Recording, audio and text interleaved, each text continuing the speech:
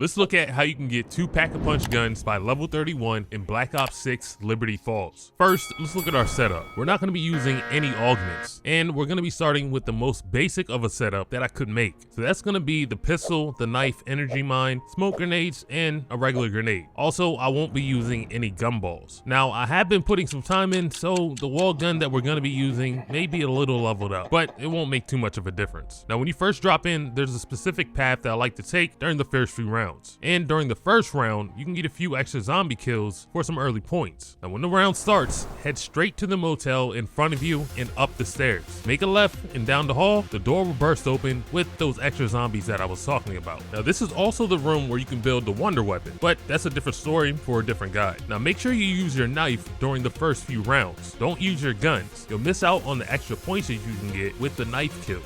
And you want to stack up as much points as you can as early as you can. Now before you jump back down to the street, grab the DM10 off the wall. This is going to be your main gun. Now you can use any gun that you like, but just keep in mind that you need to conserve ammo. The best way to do that is to get headshots. So not only will you save ammo with the headshots, you'll also get a little extra money on top of the kill. If you do have a gun that goes full auto, try switching it to semi. At least for the first few rounds, focus on those headshots. Now if you're having trouble getting headshots, the best place to practice is in a flat area where the zombies' heads are lined up perfectly. So the next spot we're going to go to is a flat area. Open up the next area behind the motel that leads to the bowling alley. Hang out here for the next few rounds and run circles around the lanes.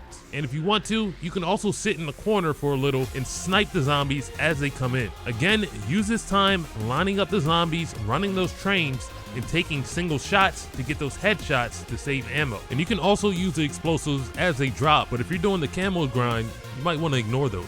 Once the first wave of vermins get called in, we're gonna head to the next area. Buy the next set of doors and head out the back of the bowling alley. Then go up the hill to the church. Buy that gate and then enter into the next area. This is a spot where you're gonna run circles and train zombies.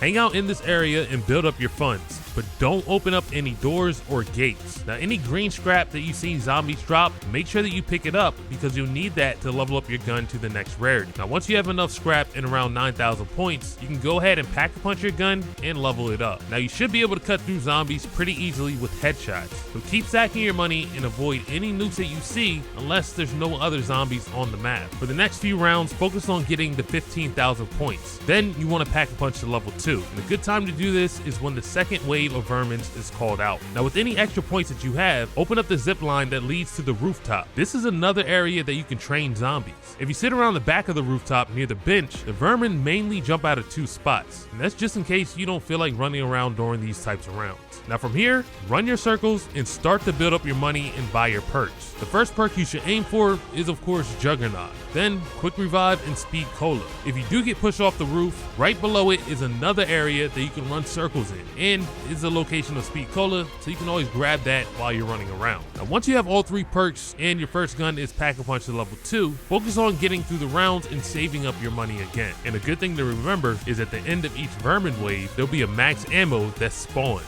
So try your best not to spend any money on ammo if you can. Now if the abomination spawns, and it eventually will spawn, it's important not to waste too much ammo on trying to take it down. This is a bullet sponge. Only shoot it when its mouth is open. And even better, if you have a grenade, go ahead and chuck that into his mouth and watch his head explode. And for those manglers, go ahead and focus on that cannon arm and knock off his helmet and focus on the headshots, because he can also become a bullet sponge as well if you're not focusing your shots on his weak spots. Now at some point, you may go down, but it won't be the end to your whole game. You can always use one of the escape routes that you open early. You'll lose 1 perk and you'll have to pick up another self-revive, and I advise you wait on buying your missing perk until you upgrade and pack-a-punch your gun to level 3. So once you hit that 30,000 point mark, go ahead and head over and upgrade your gun. Now you can go back and buy your missing perk and pick up any other perks that you want, buy your weapon upgrades, and start saving for that tier 3 vest. Another trick if you're having trouble saving points is to use the throwing axe. You can pick it back up and throw it, and it has unlimited uses. So during those vermin rounds, use the axe. At this point, you should be set up pretty good and you can start working on leveling up your second gun. Stay around the church if you're having trouble staying alive and use the cars and steps to your advantage.